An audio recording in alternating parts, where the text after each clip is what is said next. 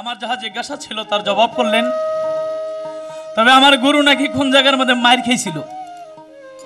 হ্যাঁ, নীলক্ষী গানে গিয়েছিলাম। ওখানে যাওয়ার পরে সব সময় গুরু যায় আগে, ভক্ত যায় পিছে। আর ওই দিন উনি পিছে পড়ে গেছিল। পিছে বললো তো আপনার কবলে মাইর থাকবই, আপনি আগে যান নাকি। একজন আউলিয়া কথাটা মনে পড়ে গেল। 12 বছর যাবত সাধন করে 12 বছরের একদিন বাকি থাকতে মনে মনে চাইতেছে একটু মুরগির মাংস কাবাব বানায় খাইতে পারতাম। এই কথা ভাবার সাথে সাথে হঠাৎ করে এক চোর চুরি করে যায়। চোর দৌড়াইতে দৌড়াইতে ওই যে আউলিয়া সাধন করে তার এই চোর মনে করে মায়ের কারে কয়। মারতে মারতে মাটির মধ্যে মনে করেন মোটামুটি 14 না মেরে ফেলাইছে। পড়ে আছে। অনেকক্ষণ পরে গায়ের ধুলাবালু ঝাইরা হুশ পাইলেন। মনে মনে ভাবতেছে আমি এত কষ্ট কেন পাইলাম, আমার কপালে এত আঘাত কেন। 12 বছর পুরো হয়ে গেল। তারপরের দিন ভক্তের বাড়িতে গেছে। ভক্ত গুরুকে পাইয়া একটা মুরগির মাংস কাবাব বানায়া গুরুর সামনে দিছে। গুরু মনে মনে কয় গতকাল মুরগির মাংস খাই নাই, খালি মনে মনে কইছিলাম খামু, এতে আমার কপালে এত মাইন। আর আজকে যদি মুরগি খাইয়া ফেলাই আমি জানিই বাঁচতাম না। গুরু মুরগির মাংস ফালাইছে দৌড়। ভক্ত কয় গুরু আপনি দৌড়ান কে? কয় বাবারে মুরগির মাংস আমার সামনে থেকে সরা। আসলে মূল বিষয়টা ছিল আল্লাহর প্রেমে যারা প্রেমিক হইয়া একমাত্র আল্লাহকে চায়, আল্লাহ যখন যা করে তাই করা উচিত। নিজের মন থেকে বেশি বেশি চাইলেই আল্লাহ অসন্তুষ্ট হয়ে যায়। সাদা জামায় ময়লা ভরলে দেখা যায়, কালো জামায় ময়লা ভরলে দেখা যায় না। গুরু গো, আমরা তো ভক্ত, পাপী, তাই আমাদের পাপের সাজা একদিন হবে। আর যারা ওলিয়া উলিয়া পীর মুর্শিদ তারা হঠাৎ করে একটু ভুল করে ফেললে আল্লাহ সাথে সাথে তাদের জবাব দিয়ে দেয়।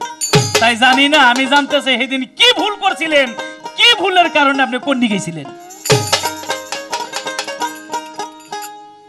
আচ্ছা, এবার আমার দয়াল বললেন তুমি তো মুরিদ হইলা, সব আমারে দিয়ে দিলা, বাড়ির মধ্যে যারা আছে তাদের কি করলা? বাড়ির মধ্যে যা আছে আমি তো আমার মায়ের অনুমতি বাবার অনুমতি নিয়েই এসেছি। তারা অনুমতি দিয়েছে বিদায় মুরিদ হয়েছি। বাপ মা অনুমতি না দিলে মুরিদ হয় না। তবে বাড়ির মধ্যে বলতে গিয়ে আবার অন্যদিকে নজর করছেন নাকি গুরু? বাড়িতে আরেকজন আছে, আমি যখন আপনার হয়ে গেছি, সে যেহেতু আমার স্ত্রী, আমার অর্ধাঙ্গিনী, সেও গুরু যদি কামেল গুরু হয় তারে দিতে অসুবিধা নাই। তাইলে গুরু আপনার বাড়িতে তো একজন আছে, কি আমারটা যদি আপনি নিয়ে যান আপনারটা আমার দিবেন না? আমার প্লেটে যদি আপনি খাইতে পারেন আপনার প্লেটে আমি খাইতে পারব না?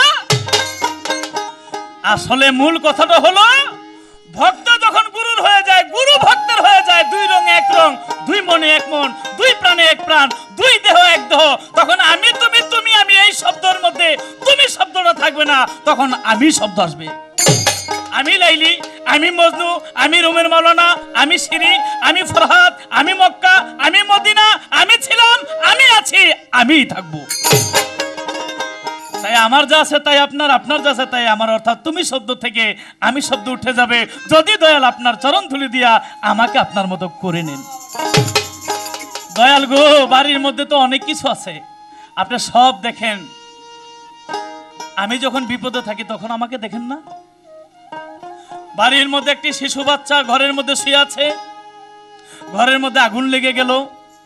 ওই আগুন ধীরে ধীরে ওই যে শিশু বাচ্চা ঘুমিয়ে আছে মশারি, ওই মশারির মধ্যে আগুন লেগে গেল। গুরু আপনি তো সব দেখেন, আপনি ঘরের আগুনটা নিভাইতে পারেন না? আগুন আস্তে আস্তে ধীরে ধীরে ওই শিশু বাচ্চার গায়ের মধ্যে লাগে। নিষ্পাপ শিশু বাচ্চা মা মা বলে চিৎকার করে, গুরু আমি তো তোমার পায়রবি করতেছি, তোমার পাও টিপতেছি, বাড়ির মধ্যে আগুন লেগে গেছে, নিষ্পাপ শিশু বাচ্চা জ্বলে ছারখার হয়ে গেল। গুরু তুমি কি দেখো না? তুমি তো সবই দেখো, সবই জানো, সবই করো। তাই গুরু ভক্ত যখন বিপদে পড়ে ওই ভক্তকে উদ্ধার করার কাজ হলো গুরুর 10টি লক্ষণের মধ্যে একটি লক্ষণ হলো ভক্তকে আয়ত্ত করা।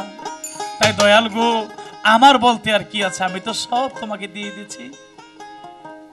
এখন আমি নিদানকালে নিদানের মধ্যে পড়ে আছি, অথই সাগরের মধ্যে পড়ে আছি। অথই সাগর থেকে কি আমাকে উদ্ধার করবে না? তোমার নৌকা কি আমার কাছে নিয়ে আসবে না? আমি তো কূপের মধ্যে পড়ে আছি, পাপী বিধায় আমি যাইতে পারি না। তুমি দয়াল, তুমি তো আসতে পারো। আমার একটি গান। আমি চেয়ে দেখি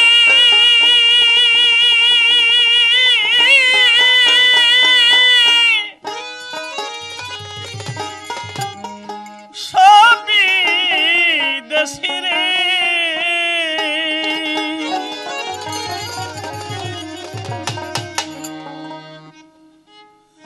আমি চেয়ে দেখি সবই দেশিরে। ওরে আমার দেশের দেশে কেহ না,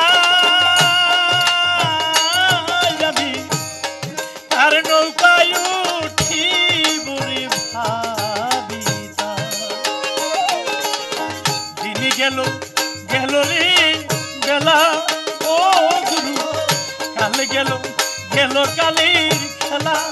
ও আমি তার নৌকা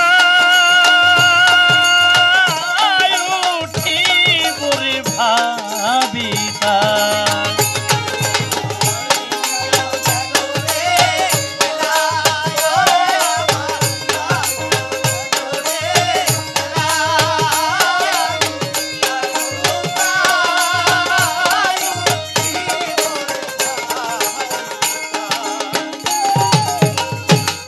পিতা মহিল মাহা রাইলাম পথে, ভাই বন্ধু নাই সাথে।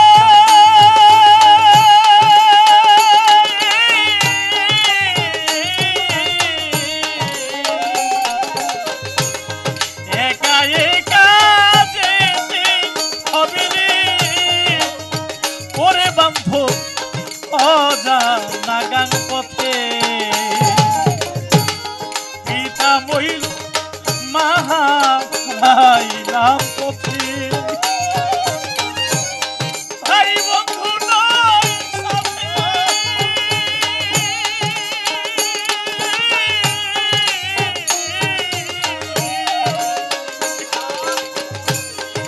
একা একা যেতে হবে রে, ওরে বন্ধু অজানা গান পথে।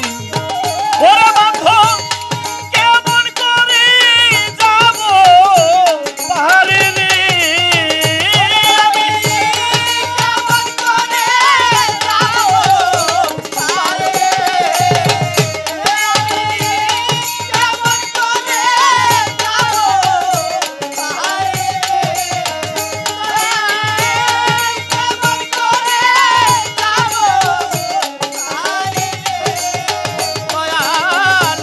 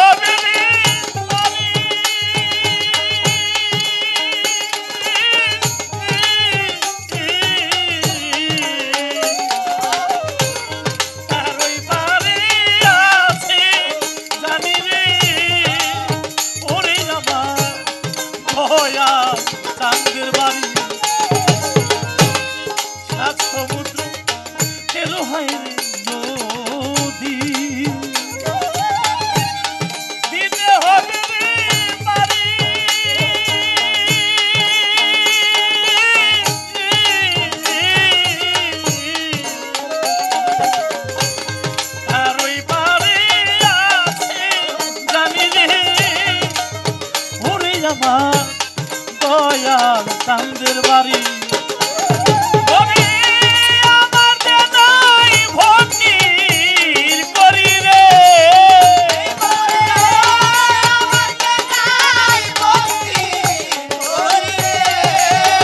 এই ভাবে আমার যে নাই ভক্তির করি রে আমি কেমন করি দেশে যাই আমি কারণ তাই উঠি বলে ভাবি তাই ওরে আমার দিন গেল গেল রে বেলা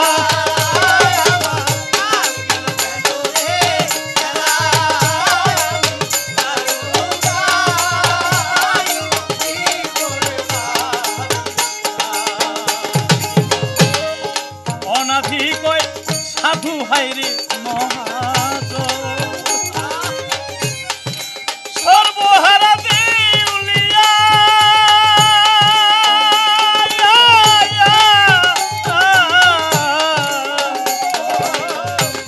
ভিক্ষা সারা নাই মোর গতি রে ওরে দয়াল কান্দে ঝোলা লইয়া অনাথি কই সাধু হাইরে মহা দয়াল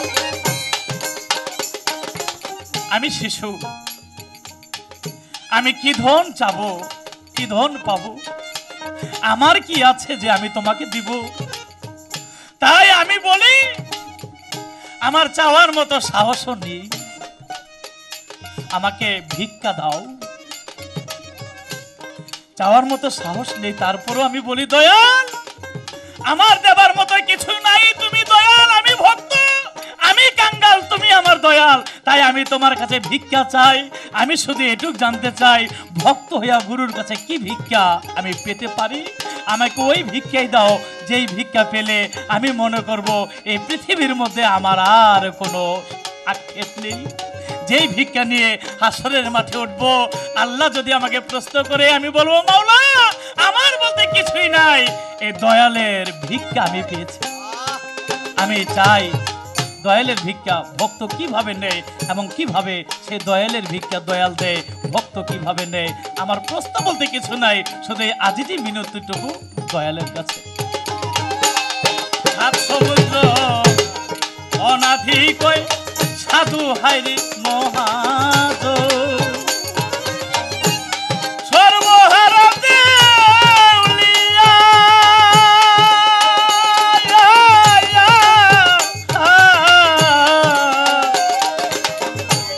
ভিক্ষা ছাড়া নাই মোর গতি রে ওরে আমার কান্দে ঝোলা লইয়া আমায় ভিক্ষা দিয়া দাও পাঠাইয়া রে